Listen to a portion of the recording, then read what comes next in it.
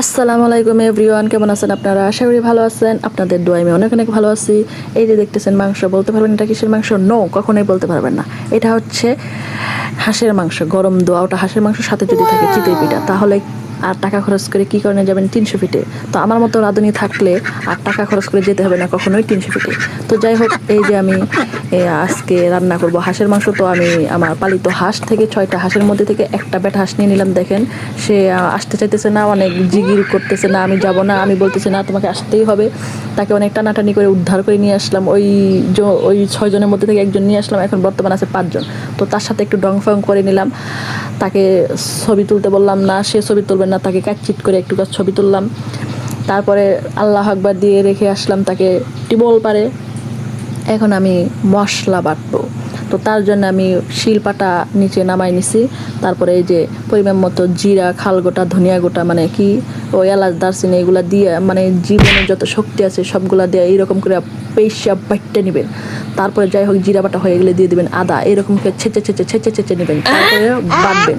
তো যাই হোক, কারো কথা যদি মনে পড়ে যে আপনি কারোর সাথে ঝগড়া করছেন কিংবা কারোর সাথে আপনার রাগ, সেই রাগ তার সাথে মিটাতে পারতেছেন না, এইরকম করে মনে করবেন যে তাকে মানে পাটার মধ্যে রাইখা সে মানে শিল দিয়ে ছেঁচে তারপরে ফিনিশিং করে বাইটে নিতেছেন। তো যাই হোক, একে একে আমার মশলা বাটা কমপ্লিট।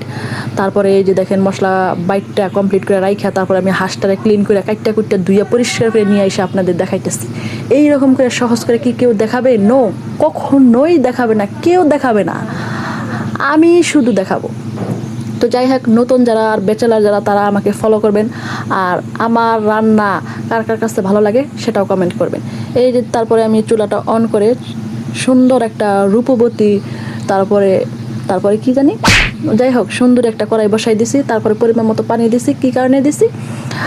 চিতই পিঠার জন্য। তো চাউলের গুঁড়া অলরেডি শুকনা চাউলের গুঁড়ার জন্য তারপরে পরিমাণ মতো পানি কুসুম গরম করে নিচ্ছি, যেহেতু পিঠাটা নরম হয়, তুলতোলা হয়। তারপরে পানিটা নামাই নিয়ে তারপরে পরিমাণ মতো তেল দিয়ে দিছি, রান্নার তেল। তারপরে বাইটা রাখা রসুন আর পেঁয়াজ দিয়ে দিবেন। তারপরে লাল লাল করে ছাট করে বাজিয়ে নেবেন। কেমনে করে বাজবেন জানেন? এই যে এরকম করে লাল করে বাজিয়ে দেবেন। তারপরে ছাট করে পানিতে দিবেন। কেমন ছাট জানেন? মানুষের ভালো কথাও কিছু কিছু সময় গায়ে ছাট করে লাগিয়ে যায়, আবার আপনার কথা মানুষের গায়ে ছাট করে লাগিয়ে যায়। এইরকম ছাট করে একটু পানি দিয়ে দেবেন। তারপর পরিমাণ মতো হলুদের গুঁড়া দিয়ে কালারটা দেখে নেবেন। তারপরে মরিচের গুঁড়া দিয়ে কালারটা দেখে নেবেন। দেখতেই পারতেছেন মাশাআল্লাহ কত সুন্দর কালার আসছে। তো এই ভিডিও যদি আমার হাজবেন্ড দেখে দূরে বৈশা থেকে যে আমি আজকে হাঁসের মাংস রান্না করতে যাই, চিতই পিঠা, তার জিব্বাটা পানি করবো, বলবো আমার এরাই খা, তুমি হাঁসের মাংস দেওয়া চিতই পিঠা খাইতেছো। তো যাই হোক, আমি ভালো কিছু রান্না করলে আমার হাজবেন্ডকে অনেক মিস করি। তো সে আমার রান্না অনেক প্রশংসা করে, আর আমার হাতের রান্না নাকি তার অনেক পছন্দ। এটা স্বাভাবিক, হাজব্যান্ডের কাছে তার ওয়াইফের রান্না ভালো লাগতেই পারে। তো তার প্রশংসা শুনলে আমার খুব ভালো লাগে। তার জন্য আমি ভালো করে রান্না করে তাকে দেই, সে খায়, আর আমি অনেক খুশি হয়ে যাই। তো তারপরে মাংসটা কষানোর জন্য দিয়ে রেখে আসছি চুলায়। তারপরে এই যে এইরকম একটা পাতিলে পরিমাণ মতো চাউলের গুঁড়া নিয়ে নেবেন, লবণ দিয়ে পাউলাইয়া নেবেন। তারপরে একটু কুসুম গরম পানিটা দিয়ে তারপরে সুন্দর করে মানে গোলাটা গুলে নেবেন। এই যে এইরকম করে নেবেন, দেখতেই পারতেছেন আমি কেমন করে নিচ্ছি। তো তারপরে এই যে দেখেন, এই ফাঁকে আমার মাংসটা মানে কষা হয়েইতেছে। ঢাকনা দিয়ে আবার ডেকে দিবেন, আবার খুলবেন।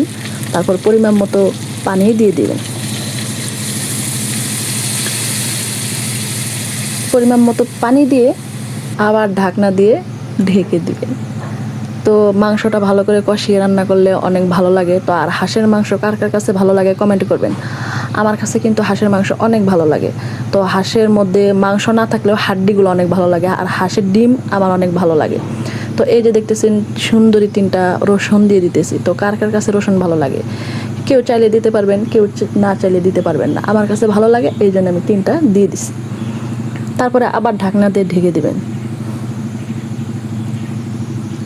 তো আস্তে আস্তে হয়ে যাবে রান্নাটা।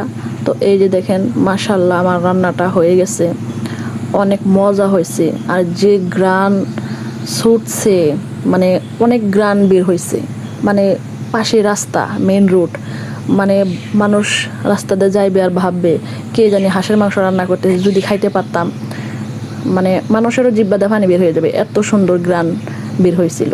তো তারপরে যাই হোক আমার রান্না শেষ। তারপরে এরকম একটা মাটির খোলা চুলায় দিয়ে দিবেন, গরম করে নেবেন। তারপরে ওই যে মানে ব্যাটারটা চিতই পিঠার জন্য দিয়ে দিবেন। দেখেন মাশাল্লাহ কত সুন্দর হয়েছে, একটু পুড়ে যায় নাই। একে একে সবগুলা পিঠা আমি মানে বানাই নিছি, ভেজে নিছি। তো কার কাছে কেমন লাগলো আমার ভিডিও কমেন্ট করবেন, আর সবাই আমাকে ফলো করবেন, আমার জন্য দোয়া করবেন, আমি যেন আরও ভালো ভালো রেসিপি দিতে পারি। আর এটাই হচ্ছে আমার কথা। দেখা হচ্ছে নেক্সট ভিডিওতে। আল্লাহ।